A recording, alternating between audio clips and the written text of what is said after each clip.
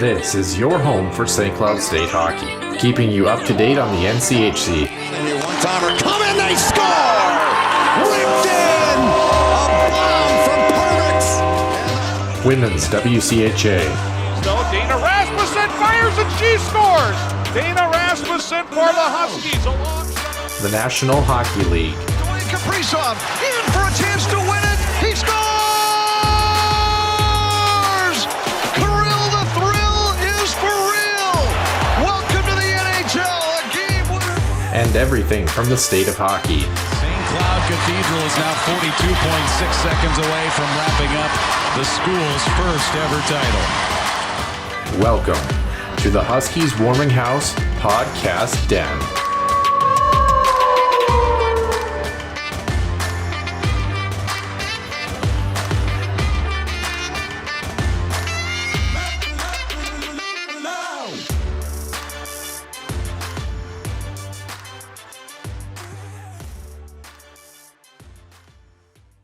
And welcome in to the Huskies Warming House Podcast, episode 155 here in the den. Nick Maxim with myself, Noah Grant, and boy, we've got a show for you this week.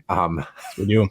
I think, to say the least. A lot of things to dissect, a lot of moving parts here that I'm hoping 90 to 100% of them are going to be accurate. We'll have to see here. I mean, we've got a lot of moving pieces in the college hockey world, especially. That's always this time of year. As soon as teams start to exit the big dance, things start to really move. So we're going to try to do our best. Unfortunately, one of those teams was our St. Cloud State Huskies, but it was not without a valiant effort. I mean, a very tough regional for them that we're going to dissect. So we're obviously going to talk about not only the Fargo regional, but every single regional as we get set for the Frozen Four in a couple of weeks.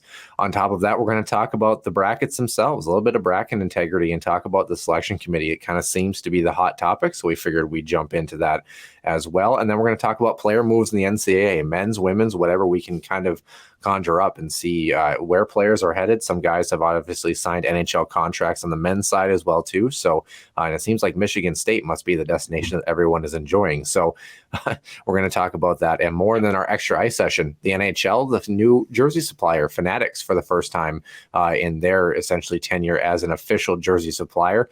Is that a good thing? People have mixed reactions, and we're going to. Has not been fantastic news. Yeah.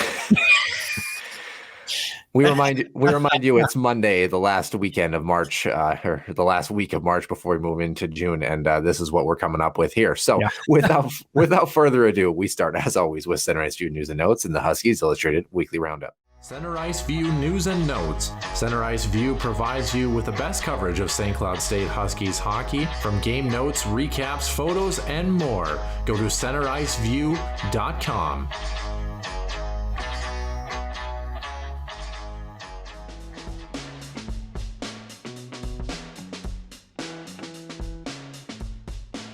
Part of that let's try that again, shall we? Part of that weekly roundup here, Noah, as I completely botched the opening of this segment, has been, shall we say, Minnesota squad also vying for a championship and also coming up just short. My goodness. So the Minnesota Whitecaps in their first essentially trip to the Isabel Cup final lost in overtime 4-3 to the Toronto Six. Holy cow. First Isabel Cup title for the Toronto Six. Unfortunately, just a turnover in their own zone and led to an opportunity that slid one past the Whitecaps goaltender. So a tough fight. I'll let that one go. But congratulations to the Whitecaps making the Isabel Cup final. I know they had a pretty tough go to get there, but also tip of the cap to Toronto. Mm-hmm. How about this, Noah? The timing of this couldn't be any worse if you were a fan of this team. Arizona Coyotes, the minority owner Andrew Barroway was suspended indefinitely by the National Hockey League on Friday following he was arrested for domestic violence in Colorado. Now, he spent Thursday night in a Pitkin County jail after the police arrested him at Aspen, a hotel there in that city, on a felony strangulation charge. I can't even imagine how. Yikes, it doesn't sound good. According to a police report obtained by the Aspen Daily News, yikes. So here, I guess the only silver lining to this, and mind you, there's no silver lining in a case like this concerning the actual charges, but if you're an Arizona Coyotes fan, this is the minority owner, so this less likely to, shall we say, move the needle with dollars and cents, but you kind of wonder, just because there's a public vote upcoming in the next 45 days, does this shake the confidence of the people of Tempe who are going to be putting their vote to this? Yeah, not good. Let's keep things moving here, Noah. How about this? Was a disturbing video too, and this has now been formally charged. 3 misdemeanor charges filed this past Monday against the son of Philadelphia Flyers GM and former player. How about this? Daniel Briere, after a video had been posted on social media of him and another Mercyhurst University athlete pushing an unoccupied wheelchair down a staircase. It looks like was a bar or some restaurant in the place, and caused significant damage to that wheelchair. So it took them a little bit. Apparently that social media post was done before this was made aware to both, shall we say, the university and the local authorities, who then since filed those 3 charges against, is it Carson Briere? Yeah, Carson Briere. So I know a GoFundMe was established, to try to, I guess, repair or replace the wheelchair. I don't know what the status is on that. Yeah, actually, a really cool thing about that. So the gal who the wheelchair belonged to, of course, some pictures on social media, she has, I believe it's a right below the knee amputation is what she has. So she has, to be frank, 1.5 legs is essentially how it is. So obviously she's in a wheelchair, and the way that the bar is designed is that to get down to the bathrooms, it's kind of a little awkward staircase that is kind of along one of the walls that goes down there. And of course, Briere pushed the wheelchair down, and a bunch of the components kind of started shredding. And for people who work in the healthcare industry, I mean, I know a lot of people that I've heard thought that the video was funny. Yeah, it's funny till you own a wheelchair and you realize how much those things actually cost. Yes. And she was a regular at the bar. So what essentially happened is there was someone there to carry her down to the bathroom and help her get into the bathroom, and then would carry her back up the stairs to her wheelchair. And actually, one of the coolest things is she's commented on the social media pieces and the GoFundMes and said that she's like, I don't need the money. And she's actually been donating it to charities. Cool. Which is absolutely awesome. I did not write down her name, but I did see it actually when I was on social media one night when I was up in Alaska, and just kind of a cool ending to what is otherwise kind of a disheartening story. You'd think obviously Carson Briere would have a lot better judgment about that. And the thing that stinks is, Dan Briere was forced to make a comment on this. Yeah. You know what I mean? In the middle of his stuff, which I think is just not great all around. No, and from what it sounds like, and I'm not trying to dump on Carson Briere right now, but it sounds like this isn't the first sort of lack of judgment that he's had. Again, a former Arizona State commit, and in a piece I believe that the Rink Live did a couple of years ago, he essentially admitted that he didn't really take hockey seriously. He never saw, I don't think, a single game under that because he was, quote, on his own words, partying too much, and then essentially was said excused from the team. At least I think he was excused. I don't think he withdrew himself. I think he was excused by the organization, although I'm not 100% sure on that. And then had a second chance with Mercyhurst. And shall we say that this is another lack of judgment per se. And it's one of those things too, where, for someone that age, and I'm not trying to, throw excuses around, but it's one of those just types of things where I think when you're young and you're kind of in that moment that you don't necessarily understand the impact of that kind of decision, right? It's to them, it's just a wheelchair, it's thrown down and whatever, right? Again, like you said, don't understand how expensive those things are, and more so like the value of what the wheelchair means to that human being is it's their way to get around, right? So hopefully it's a lesson learned. Everybody can move on from it. Yeah, hopefully. Yeah, things come along with aging. One of those being veteran center Brian Boyle officially retiring on Wednesday. He hasn't played this season, but played 14 NHL seasons. Of course, won the Masterson in 2018 after a medical diagnosis as well, too. I mean, he's 38 years old, 66 NHL games last year for the Pittsburgh Penguins. His next step has already been decided. He'll be joining the NHL Network as a studio analyst, which I think he'll be fantastic for. 26th overall pick by the LA Kings back in 2003. That just doesn't sound right on a variety of chords, does it? 252 points in 871 career NHL games, 33 more in 124 playoff contests. So wishing him the best of luck. Also, speaking of the Flyers, as we circle around, that victory that in the shootout against the Wild last week was the 700th career career win for John Tortorella, and also the Colorado Avalanche re-signing Jared Bednar to a 3-year extension through the 26-27 season. No surprise. No, I think on any of those fronts. And then on the injury side of things, we've got 3 of them. Predators, Matt Duchene, he's week to week with an apparent hand injury. Jacob Chychrun for the Senators out a couple weeks with a lower body ailment. And in Columbus, Patrick Laine just seems to not escape the injury bug this year. Again, expected to miss 2 to 4 weeks after suffering a triceps strain.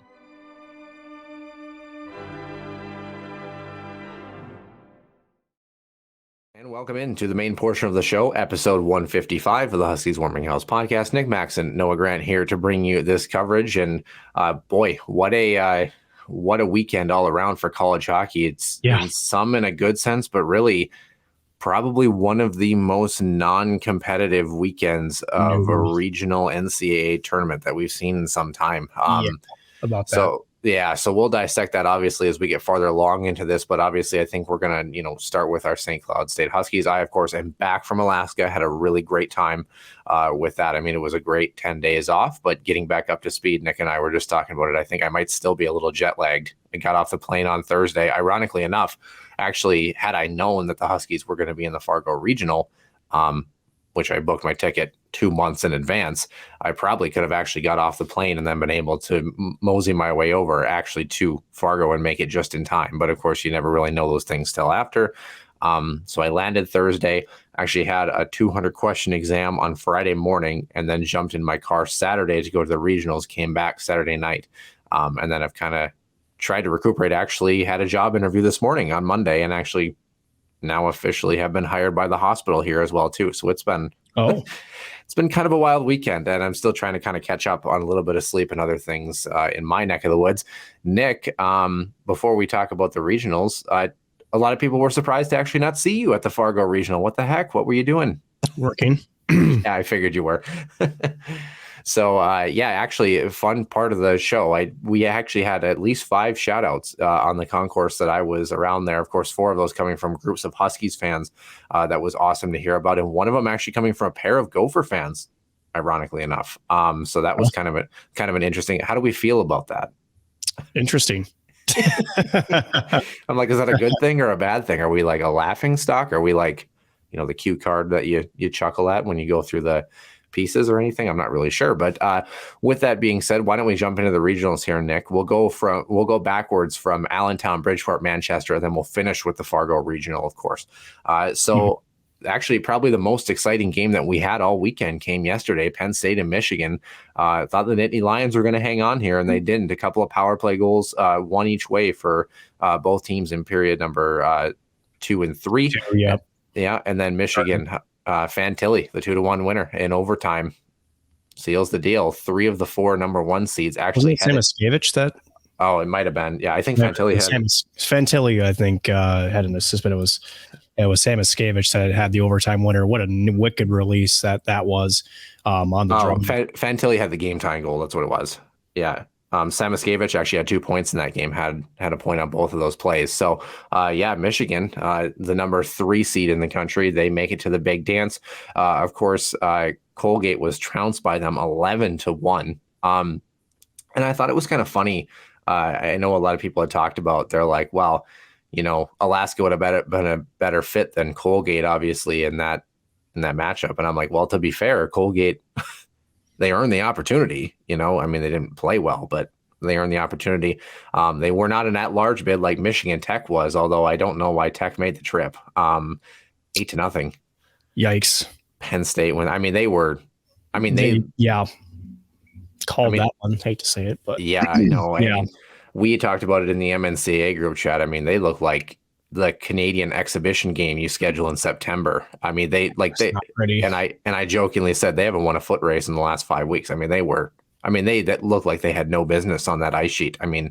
No, and it's sad, right? Because Michigan Tech showed so much promise the first 3 quarters of the season. Yeah. Then in a very just weird way, and this is how sometimes these things work, is you just hit a rough patch and they just weren't really able to get out of it. And they were playing their worst hockey headed into this matchup, and it certainly showed.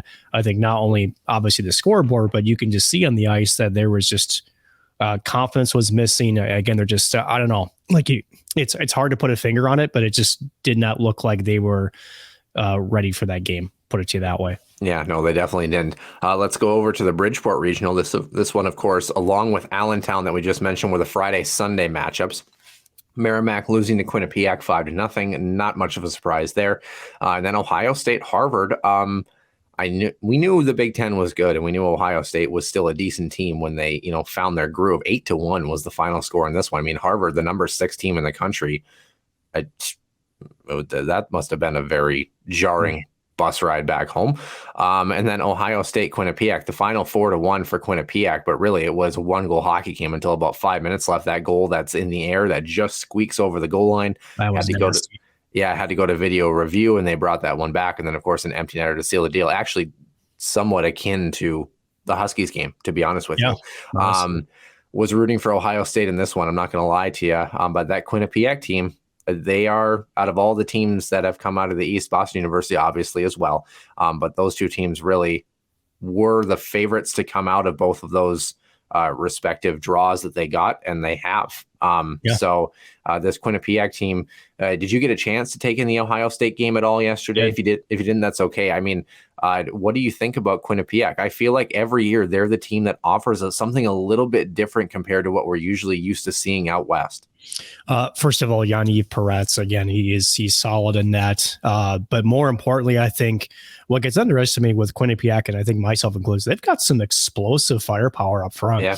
I think that's probably the biggest difference I've noticed from them last year. Like, they were definitely a team that, their offense comes by committee. It kind of generally only has that been, but they seem to have a little bit more high-end skill this year, a little bit more offensive creativity. So you combine that with a 200-foot game and a really good goaltender. They're kind of, shall we say, the sleeper, number 1 overall regional seed coming into this matchup.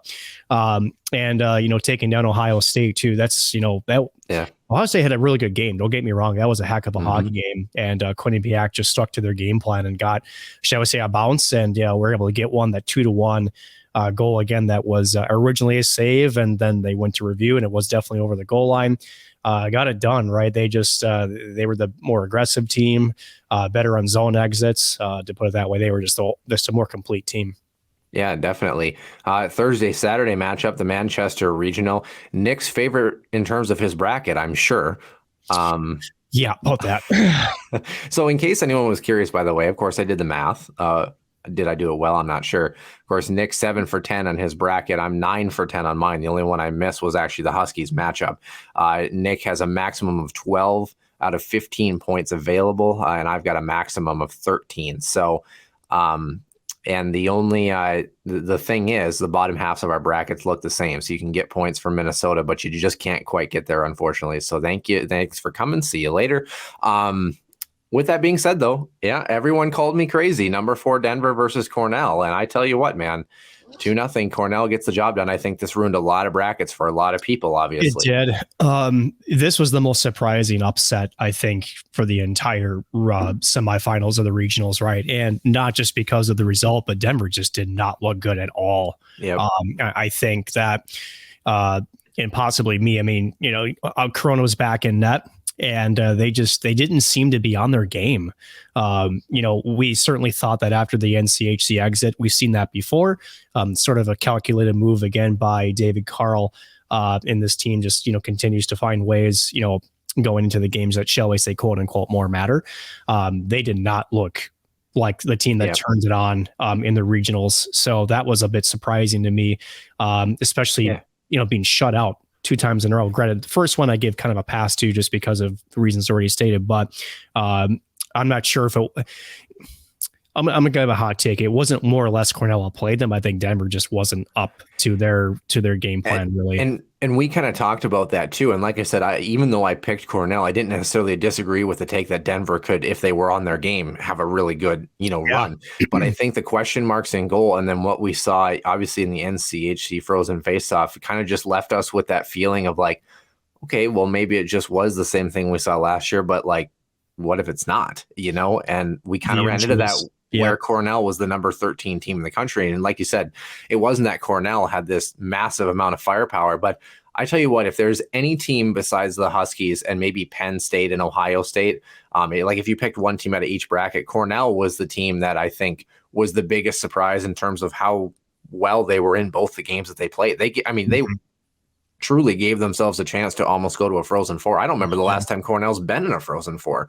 So that would have been really would have been really interesting. The only number one seed to actually not make it out of their bracket and also not make it out of the first round was Denver. On the other side, Western Michigan, Boston University, you had the Broncos. Boy, they didn't. They looked very flat-footed too. BU wins this one 5-1. I know that Denver was the biggest upset, but out of the two, which one of these was more surprising to you? Would it almost be Western Michigan? No, I mean, I think I underestimated BU, honestly. I thought Western Michigan, if they're not the most defensive team, put it to that way, I figured they would have more offense, but BU is a lot more complete. I'll admit I overlooked that quite a bit. And maybe it's my West NCHC bias that also got in the way with that too. I'll admit that. Just remember that Massachusetts is a state of hockey. Oh, right. Yeah. Thanks for reminding me. But to know, I still think Denver was the bigger surprise. Again, I think, granted, there were still some injury questions with Denver, but they've always been a team that, come this time of the year, was able to put together a solid effort. They just did not look the same team that we saw heading into even before the first round of the NCHC playoffs. So that I think is more surprising, and maybe just something we just didn't take enough credit for. I know a lot of teams are banged up around this time this year, but I don't know. That's the only thing I can think of, because we know how good David Carl is as a coach. We know how well those teams can play, and they did not look the same. I felt maybe they were more banged up than we thought. Yeah, Cornell does play BU. They lose 2-1 to the Terriers, and the Terriers get their ticket to the Frozen Four, and their matchup not exactly going to be favorable, but they did make the big dance.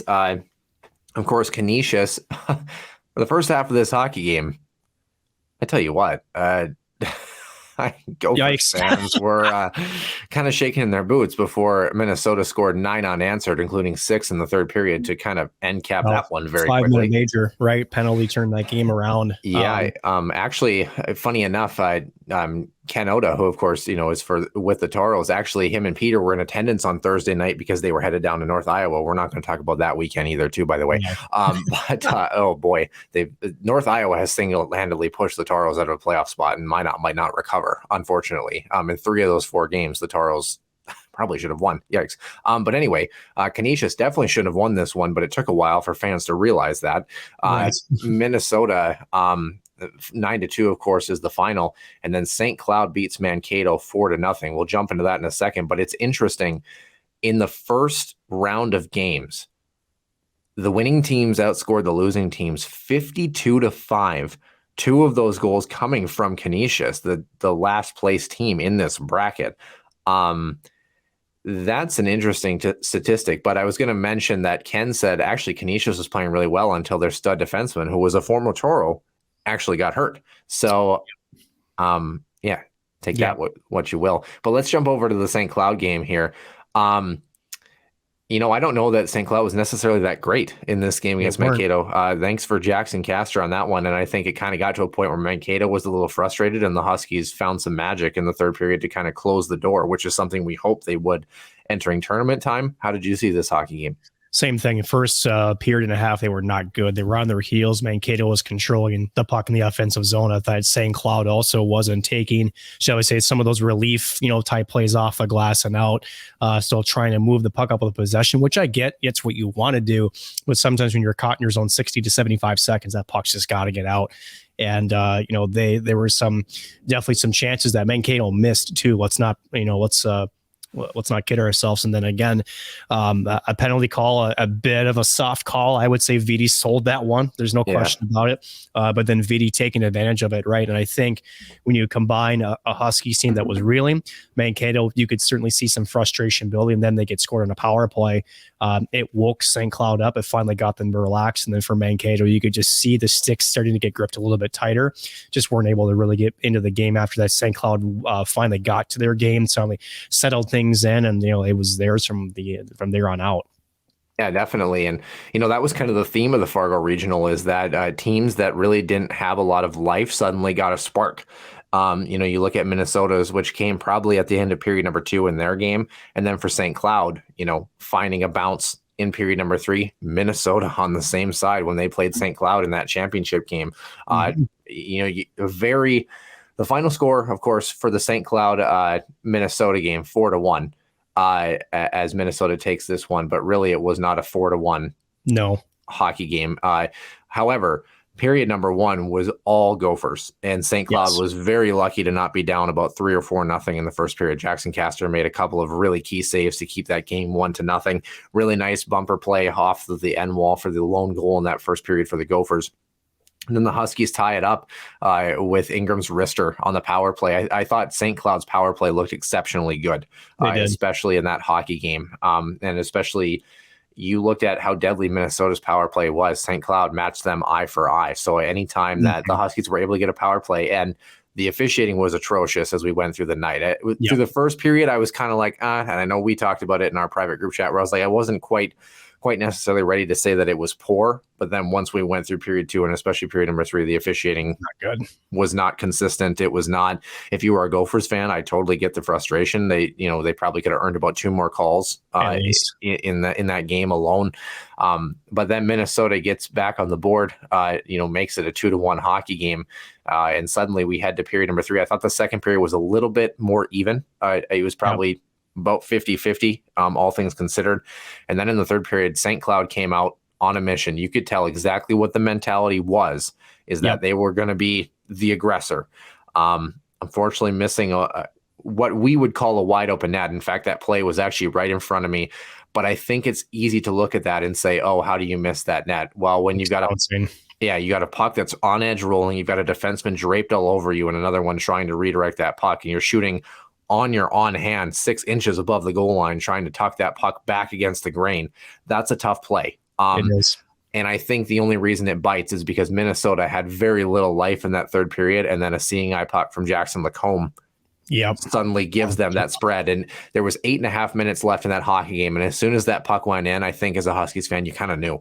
You knew that a 2-goal lead in that hockey game was going to be enough. Going to feel like a lot. And then, of course, the empty netter off the glass to seal the deal. But a couple things that I kind of wanted to pull out. Number one, there's a lot of people who don't know hockey, even in Gopherland.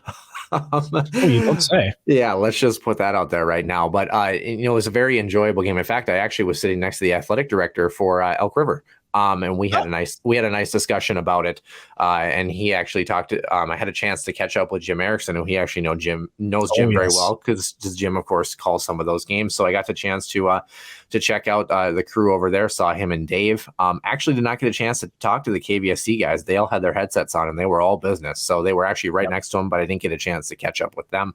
And that was before the game. But I'm kind of curious for you, Nick, before we dive into the particulars, how did the game look on TV? Because it's been a while since I've been live at a college hockey game, and the pace of play for me looked fast. It was a fast game. Yeah, it looked good. Again, Gophers owned the first 20 minutes, like you mentioned. A lot of grade A chances.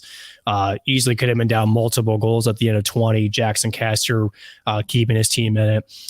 Then again, that Adam Ingram, that release, so very good. Finding that spot 11 inches off the ice, again, below the glove and above the pad to tie it. But then again, that little lapse, right? This is what separates the Gophers from the Huskies, right? Is that little bit of awareness, and Logan Cooley, essentially in a transition play, splitting the D.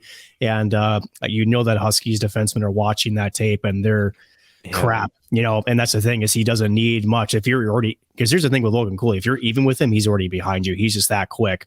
And he found a nice softer, great heads up play. Wasn't that Faber that fed him that puck too? Yeah, it was. And a bit of vindication here. He took a very abhorrent penalty slashing Yami Kronla off the face-off too earlier in that hockey game. So I think if you're Bob Motzko, you got to be pretty pleased with the response there. Pleased with that. Yep. So then Gophers take the lead. And again, the third period pushed by St. Cloud. Again, if that puck settles for Kuka, he's able to put that in. Who knows what happens?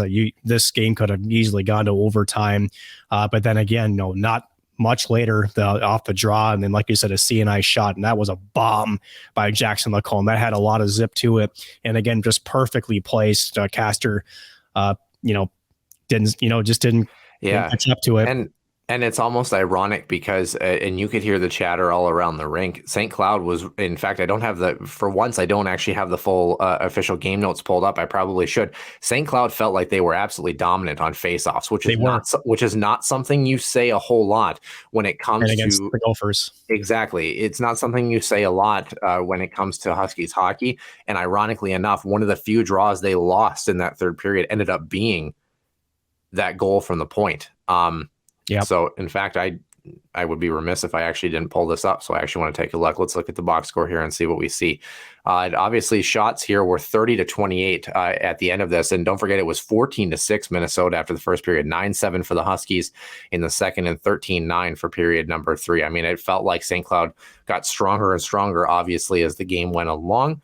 As far as faceoffs are concerned, St. Cloud was 32 wins, 28 losses. So a little bit tighter than I think I'd expected. 8 total power plays between the two teams. The Huskies, the only ones to capitalize on 5 opportunities. The Gophers 0 for 3. I mean, it's exactly what we talked about for St. Cloud. If they wanted to have a chance, they had to be good on the other side of special teams. And really, their special teams helped them. I had this conversation with one of the ice guys after the game, actually, and I talked about it. I said, I think if St. Cloud ties that hockey game in the third period, I don't know that Minnesota comes back from that. Like the way St. Cloud played, one of their best efforts of the season. And I think the thing that really, minus maybe the first 15 to 20 minutes, but I think the thing that bites is if it's anybody but Minnesota, Michigan, and maybe Quinnipiac, St. Cloud's in Tampa right now. Yeah, I don't doubt that. I think that it's hard to obviously know hindsight, and we can call the what ifs, but because that's the thing with Minnesota when St. Cloud tied it, that beautiful look up the middle. That's what that elite talent can do to you, right? They can exploit that, just a little bit of hockey IQ, that breathing room, and splitting the D, just having that, shall we say, the wherewithal to try to stretch a play. And then Brock Faber, I mean, that's an NHL caliber just look, right? Whether that play actually ends up in a goal, that's a heck of a look in transition, seeing the opening through the two defenders there. I don't know, Noah, if I'm not sure in that, but it does, because at the end of it, if you can say the same thing about Canisius too. I mean, that kept that game close, and it wasn't until that major penalty that the Gophers finally found like, okay, well, now we can open up the shooting gallery, and things took over from there. There's a chance there, right? And if St. Cloud does tie that hockey game, you kind of wonder, does Minnesota push back? I would assume they do. And if they're able to hold off, maybe a shift from each of their lines, that the Knights, Cooley, Snuggerud line, and then a couple of others. I thought also Mason Neighbors was really, really good in that game too. For the Gophers, but hard to say, right? It stinks because I think that the St. Cloud had a chance. They really, really did. They did. And some of these guys too. I mean, one of the things that impressed me, especially live, how about the development of a guy like Micah Miller, for example, and seeing what he was his sophomore and junior year, and seeing the player and the person he's become. That dude was an animal the other night in Fargo. I mean, and you could see the adjustment too. I mean, say what you want about Brett Larson's coaching style and this and that. You could tell that their transitional game and their zone exits, and they were turning pucks over right inside the blue line. It was poor to start that, the first 20 minutes of that game. And then as soon as you went into period number 2, the transitional game and the scheme in which they were exiting the zone, how they flied the weak side winger and were able to kind of create some separation with the Gopher defenseman, the breakouts were instantaneously different. So you saw that adjustment. And then in period number 3, St. Cloud started to win pucks on the offensive side and started to create cycles and opportunities there. Just that third goal was just such a backbreaker. You try to claw so hard to get that second goal. Credit Justin Close. There's been question marks about him at times this season. He was lights out. He was lights out in the third, right? When Huskies were pushing again, he made a couple of saves towards the end of the hockey game. Granted, you could argue whether that was within reach or not, but third, there was an onslaught, right? There was traffic in front of him, and he stood tall, right? And, going back to your point with St. Cloud, first period, they did not know how to get away from the 2-1-2 neutral zone forecheck. Yeah. And they did not. And, and part of, what drove me nuts, and something we've talked about before, is sometimes St. Cloud defensemen, because they're flying up 3 forwards, right? They really want to stretch out the ice. And when you got 2 forwards on you, it's like, where do you go, right? So they were still content about just either indirect passes or trying to find somebody that was essentially at the red line, right? They really wanted to move it out. There was nothing there. But more importantly, the defenseman didn't skate, right? Yep. There was ice in front of him. Jack Peart, I think at times I said this in the NCHC Frozen Faceoff, I did vote for him to be, play an NCHC tournament, play a tournament essentially winner. And you can tell when Jack Peart's on his game. If he's skating like he did a couple of times and using his feet, he looks really good when he stops moving his feet, when he's just looking to make that pass. And I don't want to say it's lazy feet because, I think he doesn't get enough credit for how good his IQ is. I think maybe it's still just a little bit behind the pace at times, but he's seeing the ice correctly. He's not trying to to turn the puck over. He's not trying to force a play that isn't there. But half the time, sometimes the answer for him is just to move his feet. And sometimes I think it gets a little bit sandbaggish with the stride. Yeah, it's all about the urgency and being intentional about the first move that you make. And I think my personal opinion when I was there is I even said it to the guy next to me. I said Jack Peart's having a tough night because he had some rushes where he was creating, but there were some plays where he would be in the zone and he had maybe one guy on him and he had an outlet on the weak side. His defensive partner was there and he had a winger coming back to support him on the near side. And instead he just kind of didn't make the first play, and two of the times ended up in turnovers where now you're defending in the defensive zone. There was a lot of talk about obviously guys that were going to stay and going to go, and we'll talk about that a little bit more. But people mention, is Jack Peart on his way out? And like I said, we love Jack, and we wish him the best, and we know what he's capable of. He's not ready. No, he's not ready. And that's those are some of the examples of things where you look at that and say, if he can find a way to, it's not even the defensive part of his game. It's mitigating turnovers, mitigating, decisions that are poor decisions when you're the last defenseman back, when you're kind of caught in no man's land. That's what makes good defensemen great. You look at your Dylan Anhorns, you look at your Nick Perbix, they get a puck all alone in the corner and you go, oh my gosh, 1-on-2, like they're not going to get out of this. And suddenly they know that two guys are on them. Someone else is open.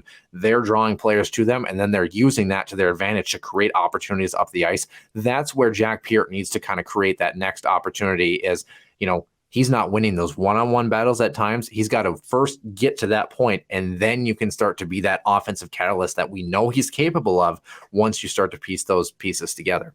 And maybe this is the other thing too. Sometimes I feel like he, the simple play. Sometimes, how many times have we seen him off the glass and out or a flip out of the zone? I've rarely seen that from him, right? And that was also a piece, even just watching the game where I think, and obviously nothing you can do about it now. The season's over. But St. Cloud, a lot of times, did the safe play, which is not necessarily a bad thing, getting pucks off the glass, alleviating pressure. But there were times, and this goes back to communication on the ice, and this goes back to noticing this as a coaching staff, where there were times where a defenseman or, the centerman coming in to help along the wall would get the puck, and their first thought is, off the glass, off the glass, off the glass. And you look, and there's two guys wide open on the weak side of the ice. And it's like, all you got to do is take the extra half second, pick your head up, and you've got an outlet to either your D partner or you're hitting. There were multiple times I thought where St. Cloud had the weak side winger that turned into the strong side winger at times where they had that outlet bump pass up the ice, two zones ahead, where they had an opportunity to create an odd man rush or at least a one-on-one situation entering the zone. And they just didn't quite see it in that game. Now, Minnesota, give them credit. They're a very well-oiled machine. I mean, St. Cloud essentially for the majority of that game is a one-goal hockey game against the number one team in the country and probably the scariest team when all components are running, concurrently. So what did you want to add anything else about the regional game? Let's start there. No, at the end of it, I think, St. Cloud put up a hell of a fight. Again, you're going to always, I feel bad for Kupka, man. We've seen that in his nightmares. Again, for those who, it's easy to watch on TV and like you mentioned and say, how does not pick that up? But how many times have you and I been, on the post and the puck's coming through and whether, let's say it's a sauce pass, right? Sometimes it just doesn't land flat. Sometimes it's knocked by a stick and you're just trying to get anything on it to get into the net. And it just either it's a game of inches, right? It's either over the stick, under the blade, and you just can't get a handle on it. And damn. Again, you just wonder if that puck gets put in the nets too, where we may be having an entirely different conversation right now. Yeah, I might have another 5 OT game there. And that's it's interesting. I have another question before we kind of dissect the Huskies as a whole here, because really hard to be a little bit to be desired, I think, at the start of the Mankato game, but overall, hard to be disappointed with the last couple of weeks for this Huskies team. I mean, No, especially finishing fourth in the NCHC. But, and I want to open that up. But the one thing I wanted to mention, just because you made it kind of pop in my head, did you notice that a lot of pucks seem to not be settling down along the boards in that hockey game, where it seemed like defensemen were having a tough time corralling pucks that were coming off the wall because they were bouncing and kind of on edge? Interestingly enough, when I had a conversation with a couple of people in the arena that are in the know, let's just put it that way, when it comes to the ice. Also, by the way, Corey from the Herberts National Hockey Center was actually the lead guy again this weekend for the NCAA, and that crew was a very well-oiled machine. I heard this comment from more than one person who was kind of in the know. How true it is, I'm not particularly sure. It's a moot point because it affects both teams, but I wanted to mention it anyway. They talked about that there was, I don't think it was a decision by the NCAA, but there was something where they were having trouble making sure the puck stayed frozen over the course of the weekend. And they said, well, a lot of people have pointed to the ice, and they said one of the ways that you can notice that it's not necessarily ice is look at all the passes that are going across the ice or up in transition, and those pucks are staying flat. They said when the pucks are getting in the air and they're going off the boards or off the glass, and then they're landing, they're not sitting flat because the pucks, for those who don't know this, when you don't freeze pucks, shocker, they're not as solid, but it also means that the rubber has a more higher tendency to bounce and kind of rebound a little bit, and you get these pucks that are bouncing and they don't settle down effectively. I think we kind of saw that on both ends of the ice in that hockey game. I just wanted to point that out. I don't know if that's true. I'm not saying the NCAA didn't freeze their pucks, but they kind of made it sound like they, for whatever reason, the pucks were not where they normally were. And it's a moot point because it affects both teams. It doesn't give anybody an advantage. But I thought it was kind of interesting, and I was curious, did you notice any of that on the broadcast where guys were struggling? But just the puck was lively, right? They mentioned on the inboards, weird caroms in that building too. Weird caroms off the glass and even at the Zam door a couple of times, behind, I think it was behind Castor one of those times that, kind of gave Minnesota, could have been a gift, if you want to call it. It came back through underneath him. Yeah. Yeah. Weird. Right. So, but like you said, it's moot because again, it's both teams have to deal with it. Unfortunately for the Huskies, whether it's in 2019, it's the actual ice itself, or was the pucks up there in Fargo. Apparently there's some kind of curse in that building where you just can't get the right conditions from both the ice and as well as the puck. But as you get, you got to play through it, right? It's adversity. St. Cloud, again, the final score 4-1. I think we all can agree that, it doesn't really codify how close that game was. It was much closer than we think. But again, that slap shot from Lacombe, hit the back of the net. That was where trouble started to creep in 100%. Boy, what an atmosphere, though. 5,326 in that building, and they said it was a record for one of the regionals. So I thought it was awesome. There was a lot of maroon and gold there. I'm not going to lie to you, but the Huskies faithful definitely were making some noise, especially down on the end that the Huskies were defending for 2 periods. So it was awesome to see a lot of people obviously there. And I think one of the moments for me that was kind of cool. And I'm sure a lot of people don't know this on this podcast. So I guess this is the first time I'm likely telling this story, which doesn't happen often for many stories on this show at this point anymore. But when I, of course, growing up, we've talked about this, that I was obviously a Gophers fan before I went to St. Cloud. And I grew up obviously watching Frank Mazzacco and Doug Woog on TV, right? And then Frank, of course, moved to the radio side of things. And when I was a junior in high school, it was almost 10 years ago now, we ended up going to a Gophers weekend series at the Sanford Center in Bemidji and watching the Gophers. They ended up sweeping the weekend. And we were at Green Mill that Saturday night. And actually, Frank came in and they were eating, and they ended up being kind of like kitty corner from us. And remember, we just kind of ended up striking up a small conversation and stuff. And I had my ticket still, and he actually signed my ticket and that sort of thing. And I got to take that home, and it was awesome, for me, because that was my childhood. I was watching him, like the 2007 WCHA Final Five game where you have the diving goal to end that one. Yeah, that was probably, regardless of the goal, you go back and watch that game. I think it's on YouTube. Probably one of the best hockey games that's ever been played. That was a hell of a game. I mean, so for me, it was kind of awesome, getting to meet him. And we fast forward, and of course, doing what we do now. And I never expected that I would end up broadcasting hockey games or anything. I always regretted not, getting a picture, getting a chance to kind of, talk to him for a couple of minutes. And it just so happened that I walked up and said hi to Pat Micheletti, who of course was obviously on the Gopher broadcast. And it just so happened that they were in commercial for about 5 minutes. So I sat down and I introduced myself, and I thought it was absolutely hilarious because, I said, Frank, my name's Noah. And I said, I used to work kind of next to Pat at St. Cloud State. And the first thing he said to me was, "Oh, I'm so sorry for you," which I thought was kind of funny. But I had a nice little conversation with him about it and told him the story. And I said, obviously looked up to you growing up as a kid. I said, "Would you mind taking a picture?" And he was able to take a picture with me, at the game. And so I thought, for me personally, that was probably one of the highlights of the weekend. And, I thank him for that, for whatever reason, if he's ever actually gets a chance to listen to our show, because he sat down, he took the time, he just talked to me. We talked about the game. We talked about nursing. We talked about a bunch of different things over the course of a couple of minutes, and just an absolutely cordial human being. And I think about guys like him, guys like Jim Erickson, obviously, who have followed this Huskies team over the past couple of years too, and what he did for us when we were broadcasters up there as well, and his ability to kind of reach out to us too. Guys like that, and women for that matter, are what make the game of hockey go around, and what makes even a tough loss against the Gophers a little bit more palatable is that there's good people on both sides of the coin. And for me, I just wanted to throw that out there. It was a real highlight for me over the weekend, getting to have that opportunity. It was a great picture that obviously was really exciting for me. But obviously with the Gophers moving on, of course, they play at 4:00 Central on April 6th, which is a Thursday. They've got Boston University. The 7:30 primetime game that night is Michigan and Quinnipiac. The national championship game is April 8th on that Saturday at 7:00 Central Time, of course, down in Tampa, Amalie Arena. Nick will be down there, I believe. Possibly. Okay. So we'll have to see on that one. I'm going to assume some of that probably has something to do with the results of last weekend, maybe. Some of it does. Yep. Yeah.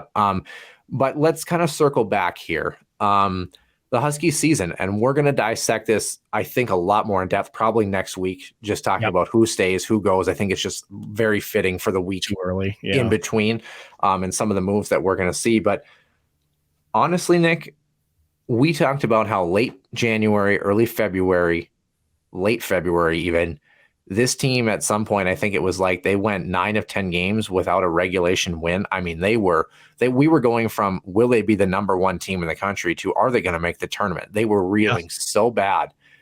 For the last 3.5 weeks, this team returned to exactly what we expected of them.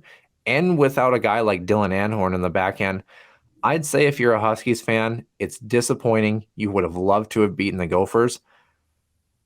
Pretty hard to not want to hang your hat on what was otherwise a pretty good season for this hockey team. I would say that this group, it gave us a pretty good run and an opportunity at another national or at a first national championship, I should say. Yeah, and it's like, we'll talk about this obviously, but you run into the number one team in the nation who they're just a deep, like you mentioned, they're a wagon. Right. Goaltending, defense, offense, everybody knows that, they've got some elite talent at essentially every position. And their goaltender, doesn't have to be that great. He made the saves that he had to be, but a lot of the times, the chances of the Huskies were getting, or I should say any team this year against the Gophers were not high quality chances. That's just how this team is built. They're just built to win a national championship. On the flip side of that, though, Noah, for those who were starting to scream fire Larson, how do you then explain the turnaround after losing a guy like Anhorn, which is so dynamic in all zones on the ice, right? Offensively, defensively, it took him some time, but they figured it out, right? That comes from obviously some buy-in from the players, but also it goes to the coaching staff and trying to be positive, continuing to, shall we say, get the reps in and play a certain way. I think we need to go back before the Duluth series. And like we mentioned, there was a lot of question marks if this team was even going to make the national tournament, right? And then they got some momentum with Duluth. It took them 3 games. Then they go on to win an NCHC Frozen Faceoff title. And then, they beat Mankato, again, a team that certainly had their number circled, that wanted some revenge from Pittsburgh a couple of years ago, and 4-0, right? And again, a little bit, shall I say, not a full reflection of the way that game was. It could easily have been a much closer game, and it certainly was when you watch it. And then you run against the Gophers, right? So for them to do what they did, to lose such an integral player, figure it out, and then to go on a run where, again, I keep going back to, if Kukla scores that game, that goal in that hockey game, we could be talking about our trips to Tampa for all of intents and purposes. So no, definitely would agree. Obviously, Grant Cruikshank, what a great addition he was throughout the season. I saw a lot of go for faithful after that game, giving him hugs. And, I think for me, obviously, Brendan Bushy, another graduate student who I thought had a really good weekend and really got better every year. I mean, he was a guy who was kind of in and out of the lineup to start the year a little bit, and really kind of showed his mettle as he went into the second half of the season. Aiden Spellacy, how about him? We talked about how he needed to have a better season than what he did last year, and he was a very key cog in that bottom six for this team. Micah Miller, we already touched on him. Going to miss him. It's weird to think about a Huskies team without Micah in the lineup. And I would love to, in fact, we should go through his historical photos, because I imagine the shoulders get broader and broader as the years go along in the photos. I mean, he's a guy that, he's not the biggest, he's 5'11", 205, but like, you walk by him at the rink and it's like, oh, this dude's a tank. Like, this dude is well built. And for a guy that to be built like that and have the speed that he has, it's pretty impressive. I think, for me, where it really hit home is watching, all the guys obviously come back and talk to Jackson Castor before they get ready for the handshake line. And we'll talk about him in a second, but seeing Spencer Meyer go through that, and then he's the first one that's going to be in the handshake line. And you could see it. And every hockey player knows this feeling. Is you could see it where he kind of was standing in between the blue line and the top of the circle, and he looked down and he looked up and he started looking around, and I'm like, oh, exactly what's going through his head. He's like, this is the last time I'm going to pull on this jersey. This is the last time I'm going to be in an NCAA hockey game. And, kind of that slow skate up towards the logo. It's just like, for me, seeing that was where it really kind of set in, where it's like the Huskies season is done. But for some of these guys, it's a lot more than that. And Spencer Meyer, the local kid, and we've talked about this on his show, a guy that faced a lot of adversity growing up as a child, obviously with a speech impediment too, and facing a lot of adversity, even in the college ranks. Some of his interviews, people have made fun of him for interviews, even at the college level.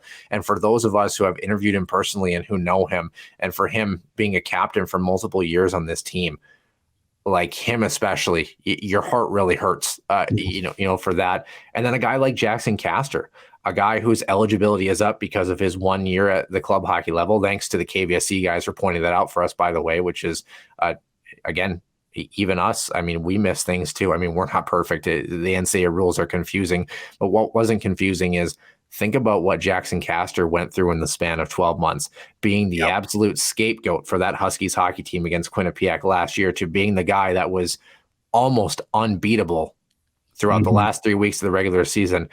You hope he gets a shot at the next level, because there's a guy who has been through, to be fair, hell and back to get to this opportunity.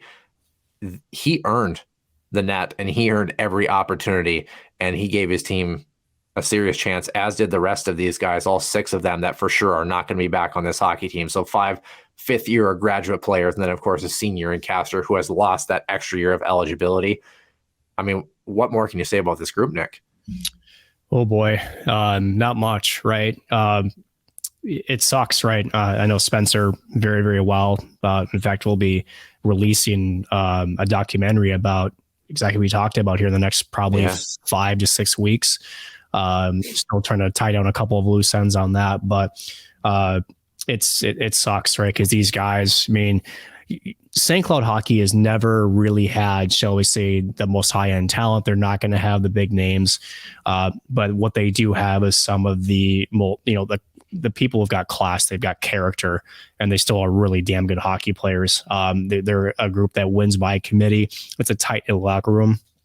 And those guys that you mentioned that ran out of eligibility, holy hell, they're great people. They really are. And I think that's what makes this sting for me, like you mentioned with Spencer Meyer, who I know very, very well. And just to like you said, you can catch those little subtleties when you're looking around the rink, and after that final horn sounds. I mean, you can only imagine as you're on the bench and you're watching the seconds run down, in that final horn. That's tough, man. And again, that's a hell of a hockey squad that you have to go up against. And what are the Huskies been, shall we say, favored had they won that game going to the Frozen Four? Oh gosh, yeah. Can you imagine, what kind of, shall we say, propellant that would have gave them heading into to Tampa, even to a team like Boston University, who was also playing some of its best hockey as of recent. But you got to tip your hats, man. This Husky squad, they went through quite a bit, being one of the best teams in the country, to really struggling to find out who they were again.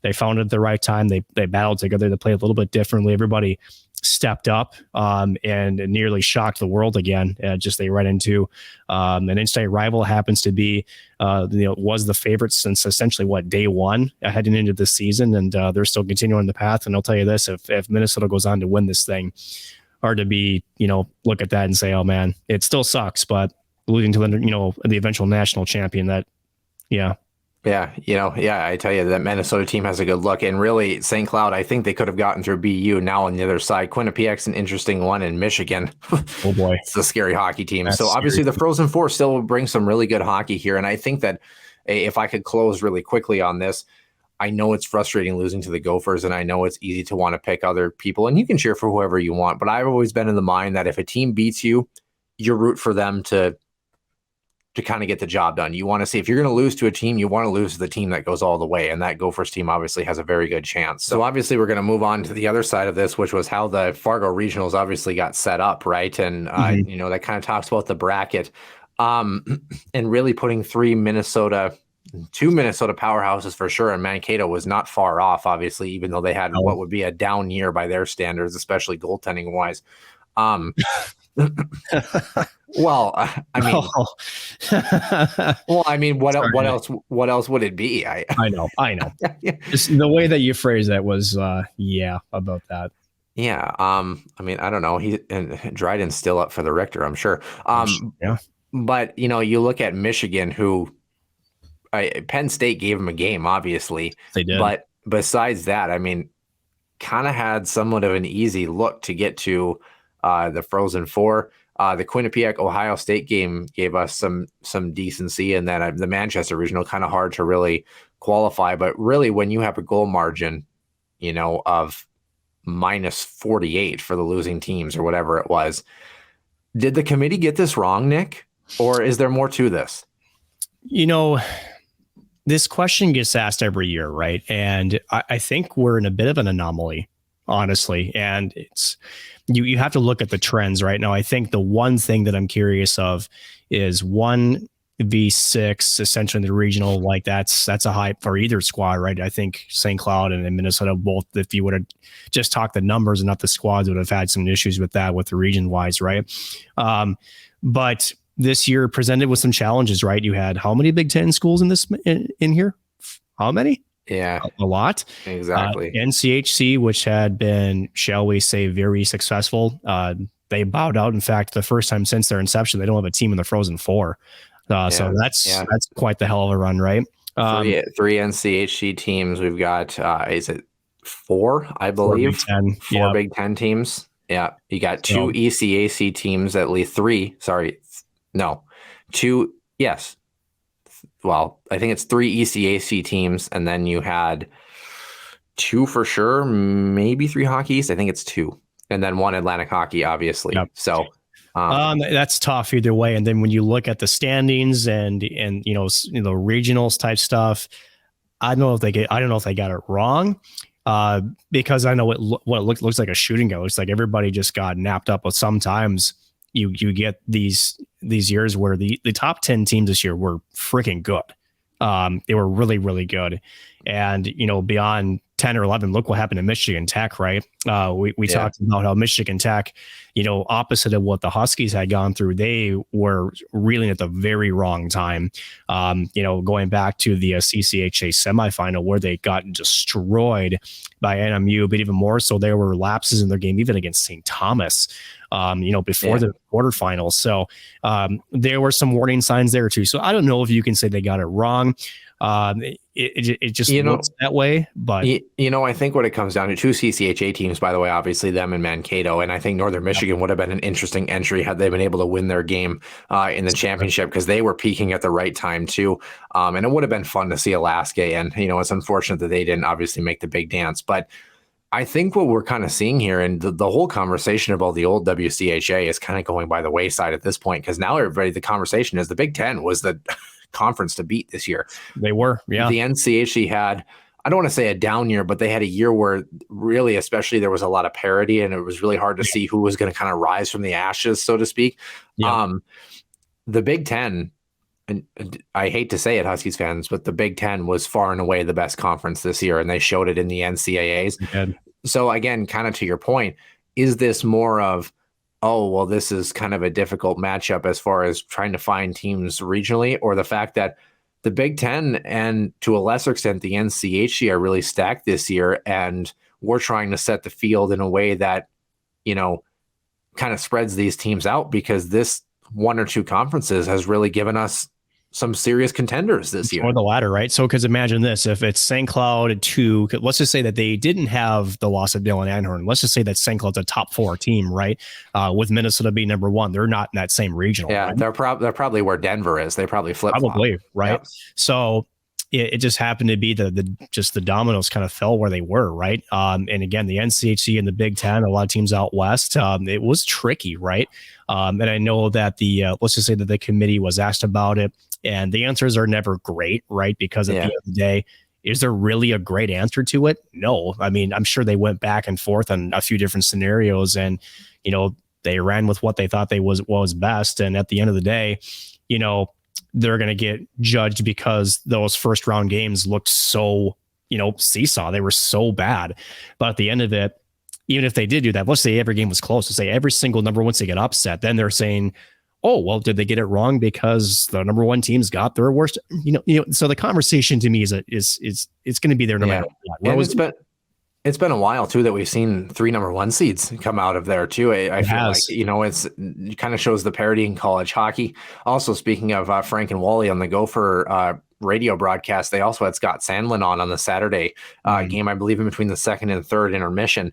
And he was part of the committee, and he was the biggest proponent of pushing for that extra day, that day of rest, in case, that late night game goes to 5 overtimes and suddenly you've got to turn around and play the next day, which I think is fantastic. It's exactly how it should be. The only thing for our show that stinks is it covers it on a Sunday, which obviously makes things more challenging. But beyond that, he obviously offered some very insightful pieces to this too. And there really is no easy answer. It's easy for us, I think, to sit here and play matchmaker. Now, do I think the bracket could have had, maybe some small tweaks and adjustments that maybe would have helped its cause a little bit this year as opposed to others? Yeah, I'm not saying there isn't, but I don't think there's any easy answer, like you mentioned. No. I think really what this comes down to, and we've had this discussion before, Nick, playoff field probably needs to be bigger. It does. It really does. And with Augustana coming into the fold at 62, again, there's the NCAA that wants to mandate half the field to be in the NCAA tournament.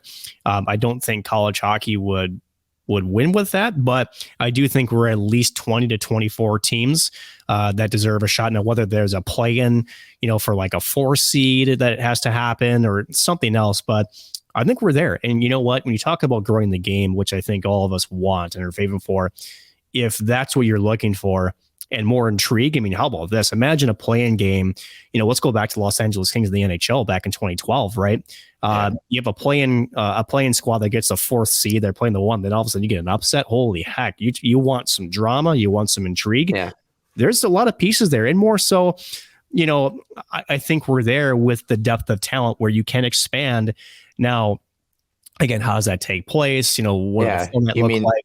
You mean something like where maybe something where like the number 12 to the number 20 teams in the country play a 3-game set to see who are the 4 seeds for the 12 through 16 spots or something? No, it wouldn't be, because when you get the NCAA tournament single elimination, you're not going to be able to play a 3-game set. So single game elimination. But the problem is you're going to have an extra weekend or an extra time allotted for that. That doesn't unnecessarily hinder the other teams that have made the big dances for their at-large bids too.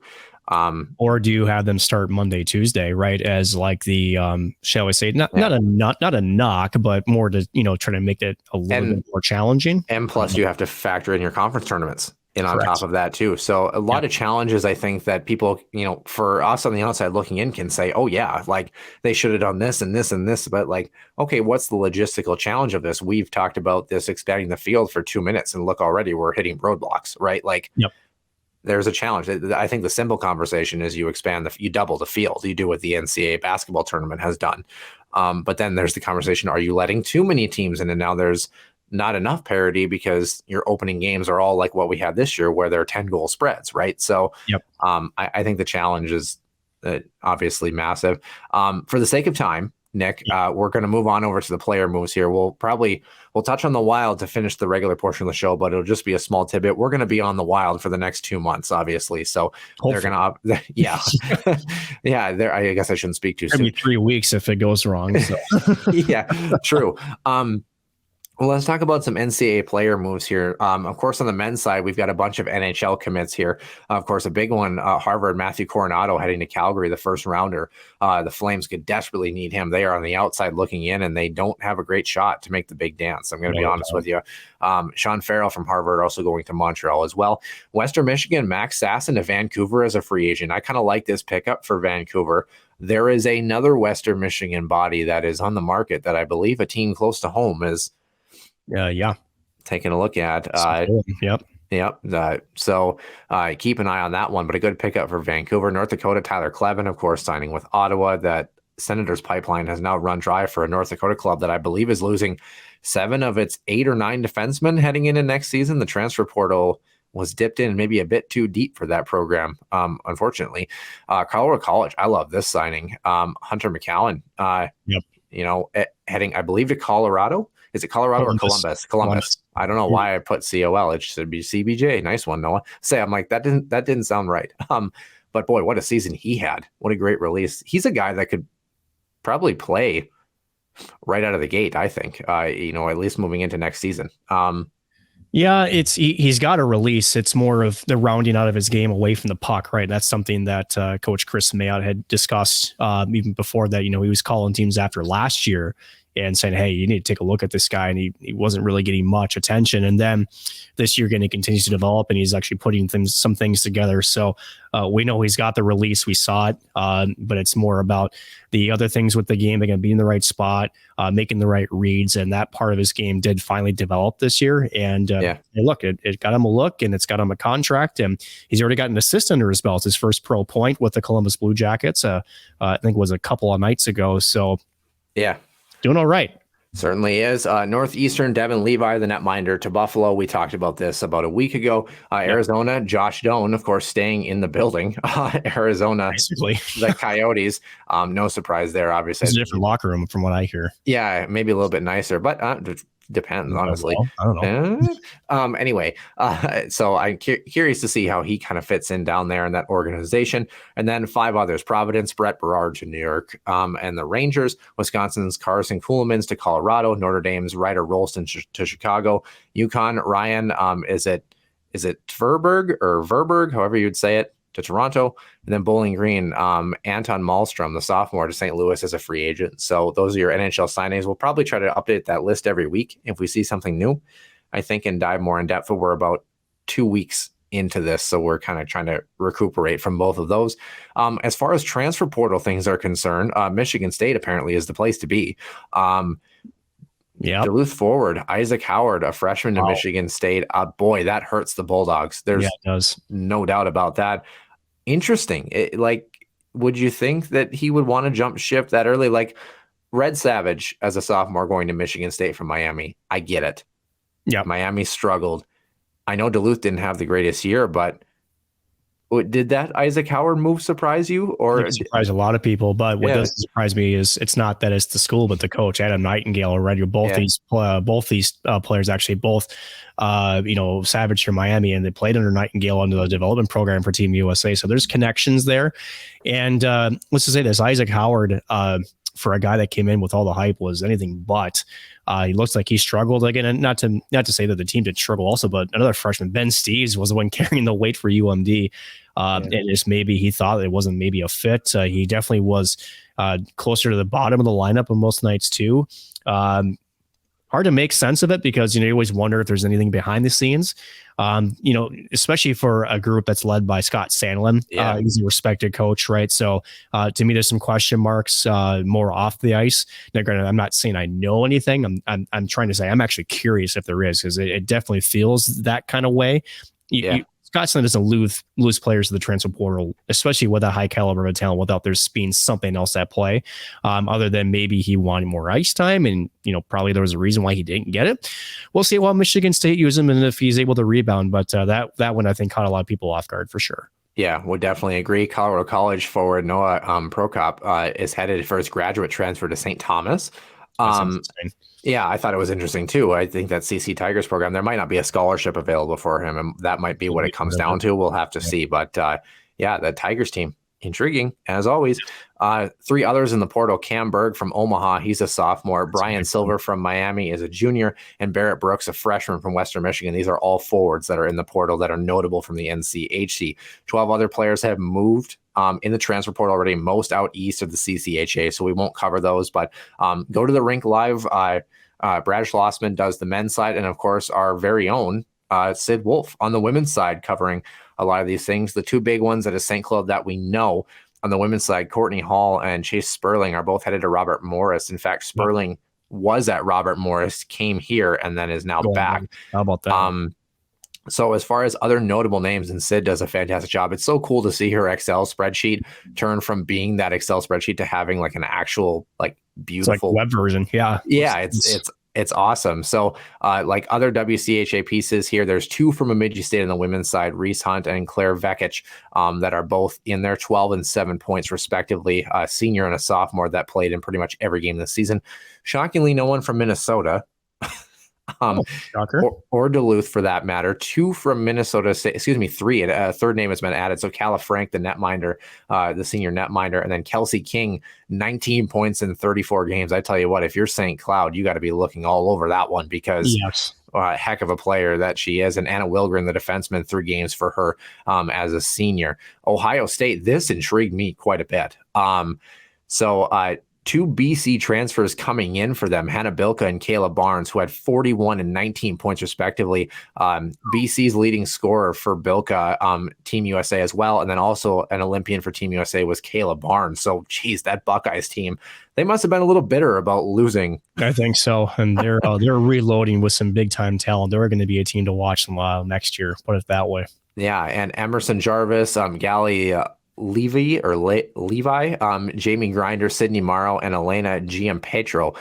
20 games played, 5-2, 34, and 0 for 4 freshmen and a sophomore. Of course, the freshman in Sydney Morrow was a former U18 player for Team USA. So it looks like some players maybe kind of sensing the writing on the wall and trying to jump ship. And I think if you're St. Cloud again, especially with the amount of bodies you might be losing, you're looking at this list, especially, of course, the Huskies, still with their crew here, 7 total on this list, 2 of them already gone, both to Robert Morris, obviously. Courtney Hall, 15 points for her on the season, and then Sperling only played in 1 game this year on the back end.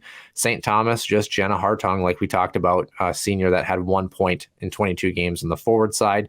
And then Wisconsin, Mason Toff, junior defenseman, 19 games played for her, only 1 point on the back end.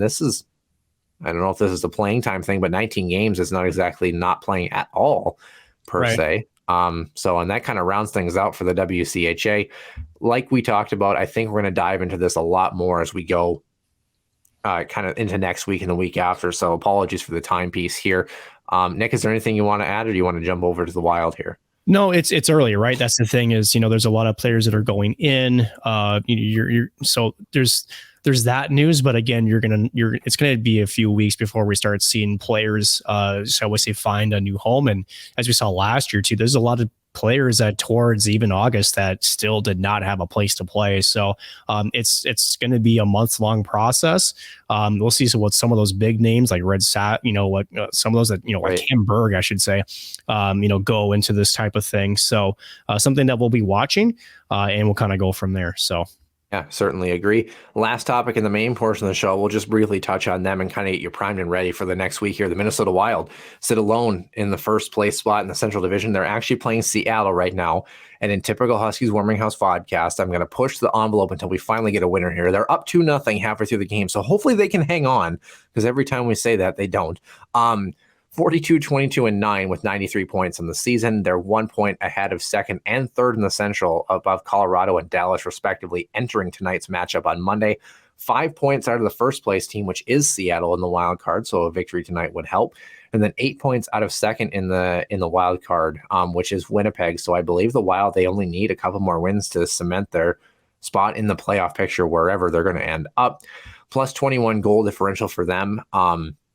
They were +2 differential this past week. 2-1 overtime victory in the dying seconds, literally. Matt Boldy on a breakaway in New Jersey. And then a 5-4 overtime loss in Philly, and a 3-1 victory against Chicago on Saturday. So, of course, they have Seattle tonight, Colorado at home on Wednesday, and then they have Vegas on the road Saturday before coming back home, I believe, on Monday to face them again. So kind of on home and home for them. The Wild 6-1-3 in their last 10. They've got 9 games left, including Seattle's tonight. Of course, Colorado, Dallas, and Winnipeg all chasing them, and Kirill Kaprizov is still not skating yet. What do we make of the Minnesota Wild? So their magic number right now, if they win tonight, hold on in regulation, would be 3. That's it to clinch a spot, because Calgary has already played game number 74. Minnesota is playing number 74, to speak, again, up 2-0 over the Kraken. And how big is this? Calgary at 81 points with 8 games remaining. That means 16 points that they could take home. That's 97 points. With any tiebreakers, you get to 98 points. So the Wild, again, if they win, they would go to 95 points. So really, 2 more wins is what they need if they're able to hold on to tonight in the way they've been playing. So you're saying basically 6 points. Yeah. Okay, cool. And hopefully it's 4 after tonight. That would be really nice. This Wild team continues to ride the Gus bus. Marc-Andre Fleury looks good. Matt Boldy, his resurgence has been noted. And scored tonight also from a great Fabian Johansson. And holy cow, is he making himself a case to be re-signed this offseason? Exactly. That's exactly where I was going, is my final thought on this. So, of course, like I said, we're going to dive deep into the Minnesota Wild in the next month or two, just because they're going to be the team to talk about, obviously, for us. The trade deadline acquisitions, people were poo-pooing them all over the place here. And I tell you what. Not us. Wow. Bill Guerin knew what he was talking about. Who would have thought? Oh, my goodness. Now, did they get a little bit lucky with the fact that they had to adjust for Kirill Kaprizov's absence, and they found lightning in a bottle a little bit without him right now? Sure. But you got to have the right mix. And how about the fact Kirill Kaprizov not skating? Gustav Nyquist is. And how about this, Noah? And I think we haven't talked about this enough. The fact that this team right now, as it currently sits, number 1 in the Central Division, right?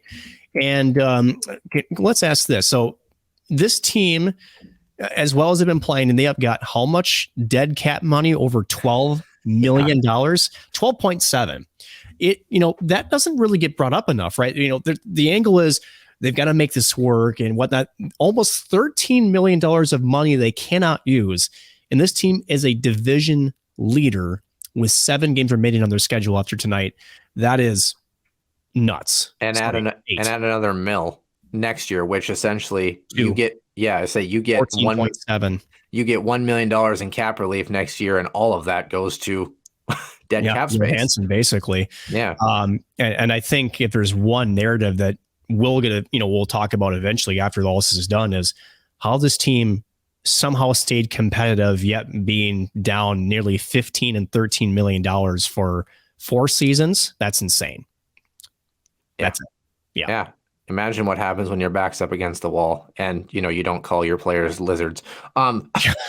Anyway, what's funny though? We talked about this. Say what you want about Paul Fenton as a human being and like how he treats his staff.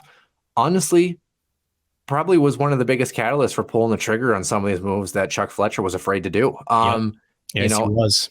and he was able to kind of ride that out a little bit. And really, if it wasn't for dead cap, Kevin Fiala would still be here. He would still be here.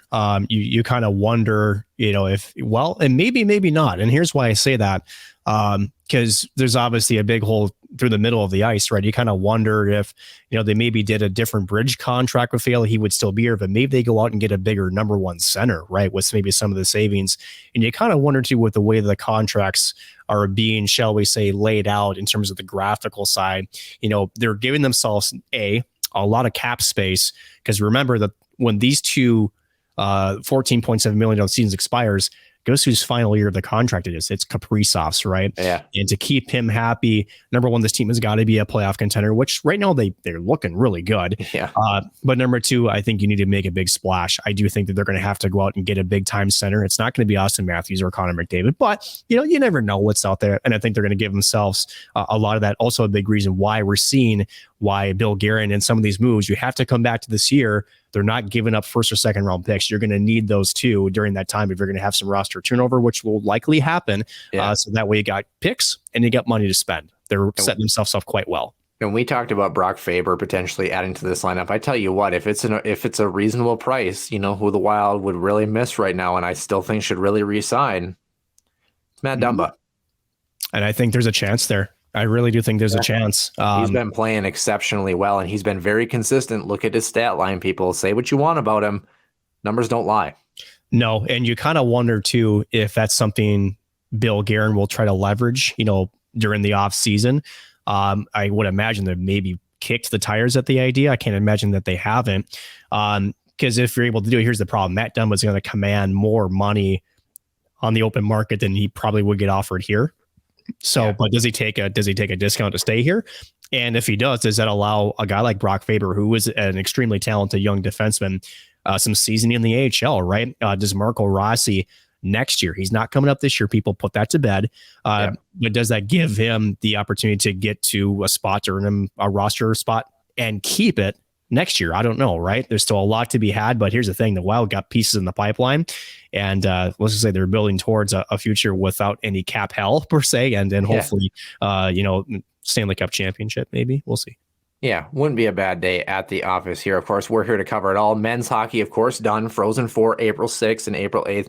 Women's hockey done as well. The Minnesota Wild have 3 games coming up this week, one of which is happening right now as we speak. Did we do the Huskies Warming House podcast curse again? Find out when the show releases tomorrow on Tuesday. So, and of course, the Iowa Wild still sitting a couple points ahead in 4th place. They've got 7 games remaining for them as well, too. So keep an eye on all of it as we head on to the extra ice session here in just a few moments.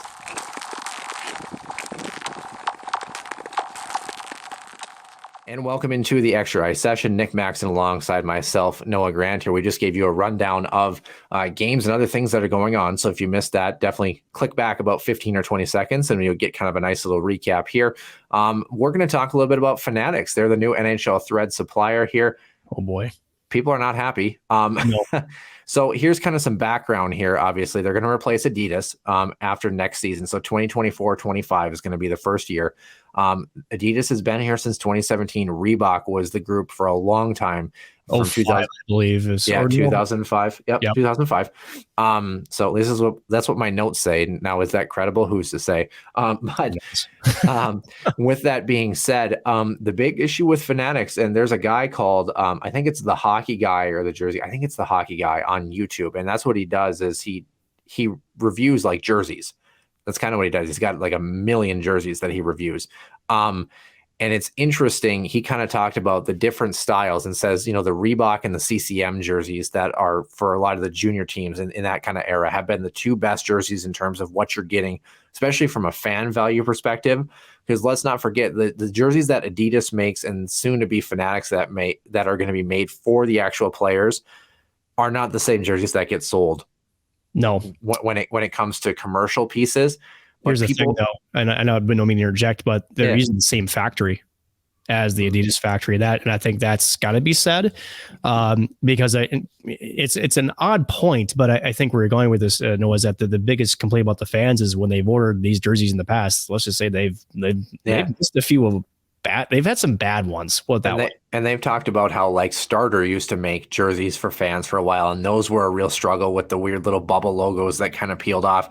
Really, Fanatics doesn't really have a great track history as to making jerseys that, are kind of durable. You have, of course, numbers and names that have been wrong, as you've seen on Twitter over the past week.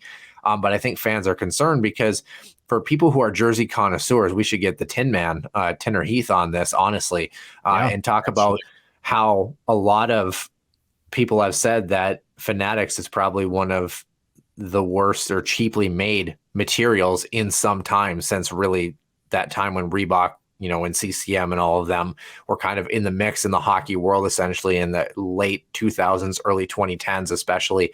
And Fanatics seems like they're going to be here to stay for a while. 10-year deal. Yeah, 10 years.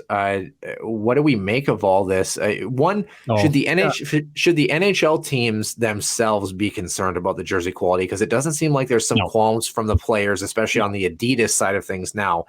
How is Adidas doing on the other commercial side of things, and how is Fanatics prepared to? They've already kind of entered that market, but now they're going to be the sole possessor of that market. It's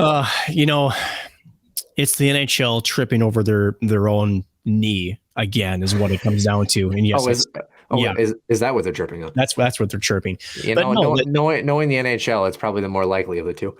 Actually, yes. So the comments that we're seeing is that this has kind of been trending this way because Fanatics had been kind of entering into the retail market with NHL gear, not just jerseys, but other sort of memorabilia. They have stands at NHL arenas. So the writing was sort of on the wall.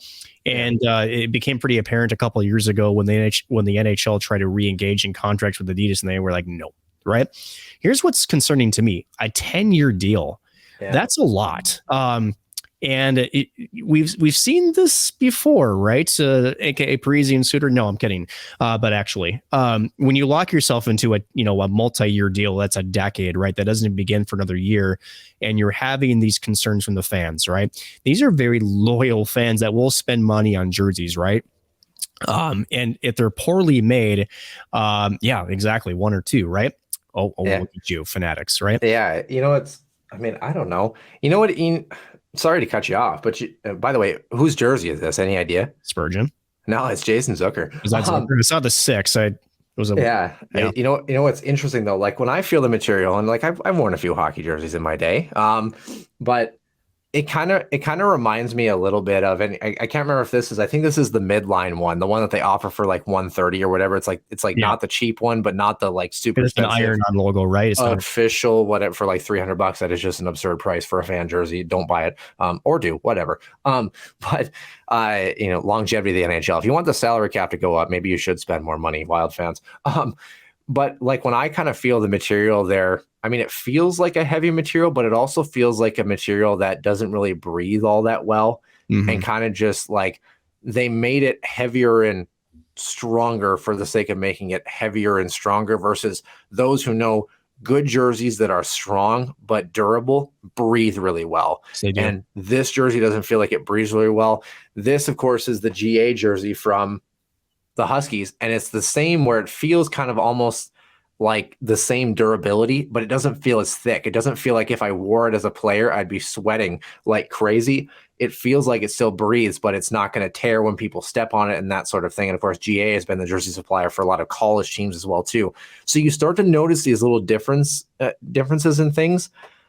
I don't know, right? To me, it's another money grab by the NHL. That's just kind of how they've been under Gary Bettman for a multitude of reasons. So make it cheaper and try to sell as many as you can, right? That's right.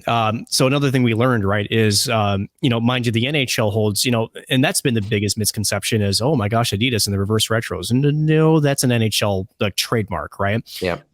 Now the one change that we might see, and something that we've been floating, when I say we, mean the league, is more alternate jerseys, right? A permanent third rotator. I know Dallas kind of does that right now already, but can they do something like that? That's been floated, because again, that's not owned by the manufacturer. It's the league that has all the rights to any jersey design, so it doesn't matter who does it. But the reverse retros are done. They were never meant to be, shall we say, continuous. There's no way you could do a one-off jersey. We've talked about this in the past. It just sounds like from a lot of sources that the NHL has said, Fanatics, you guys are taking over. Come up with something creative. Come up with something that is going to be effective, that kind of marks you as the brand that comes in, for NHL hockey here. I guess if I had to kind of poll you here, like scale of 1 to 10, because we know how good the Reebok jerseys were, especially they were the practice jerseys too for the longest time. I mean, they were the OG as far as being sustainable. Adidas hasn't done bad. I think they get a hard time, but I don't think they've done bad. Scale of, well, I guess 0 to 10, if we're doing the true nursing pain scale here. Yep. How do we feel about Fanatics being the new NHL jersey supplier? I think based on what we've seen as for the fans, I think they're at a 3. I mean, honestly, I think I was going to go with 4. Yeah, they're nervous, right? And you hope that the stories that are being shown, compared to the ones that we don't see, which are the ones that they get it right, is much wider gap than we like to think. But I would hope that the NHL, and you would imagine if the NHL signed a 10-year deal, money talks sometimes, right? That part of it was, we've seen this before. This can't happen. You kind of wonder with some of these contracts, is there an out clause or is there something else? Because again, the NHL is still is a ticket driven revenue league as well as their merchandise. And darn well, if we start seeing a lot more of those jerseys that are ended up wrong, that's going to cause the NHL some bad ill will, right? So at the end of it, we'll see what happens. But I think they're going to want to make sure that those are not those types of situations aren't happening. And that's where, you look at the NHL, right? You pay less to try to have this jersey supplier come in so you can save money, but still try to sell the same amount of jerseys for cheaper in terms of the quality, the cost, essentially the production cost, but then you sell it for the same price and the same amount and try to, recuperate your losses from the COVID years by doing that in some senses. I'm just going to go to the old adage that my dad and I restore old pickup trucks together. I'm just going to go to the old adage, you get what you pay for. And this seems like a prime case of that. So we're going to have to see. Anything else you want to add? They have a lot to prove, right? I think that's where a lot of fans are at is, they're apprehensive. I think you're going to see an initial drop in sales because I think they're going to be waiting to see others that take that jump per se and say, oh, I don't want to drop even $130, right? Is still a lot for some families, especially if it's, something for their kid. It's not a cheap endeavor, and they want to make sure lastly, there's some quality to it. And again, like you said, you get what you pay for, but you also don't want it to rip apart and, a week's worth of use, which I think is the big fear right now. So a lot to prove, but if they step up their game, if they're able to get consistent quality, then maybe it'll be okay. And like you said, I mean, if you pay $100 for a jersey, maybe you don't get the high end one, and that's fine. But if you're going to pay $300, $350, you got to get a nice jersey. I think it just goes without saying. But that's the thing. Yep. If you want to see a lot of jerseys in action, of course, Frozen Four, like we mentioned, in 2 weeks, women's hockey is done. Minnesota Wild, 3 games this week, including tonight's action, and the Iowa Wild, 7 games remaining as they cling on to 4th place in the Central in the AHL. For Nick Maxon, I am Noah Grant, and we will see you soon for a very jam-packed episode 156.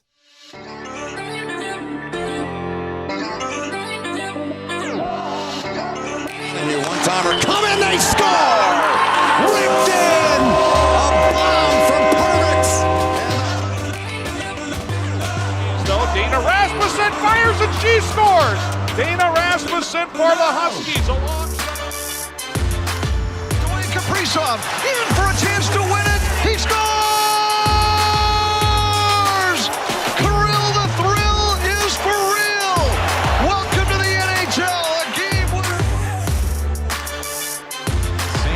Cathedral is now 42.6 seconds away from wrapping up the school's first ever title.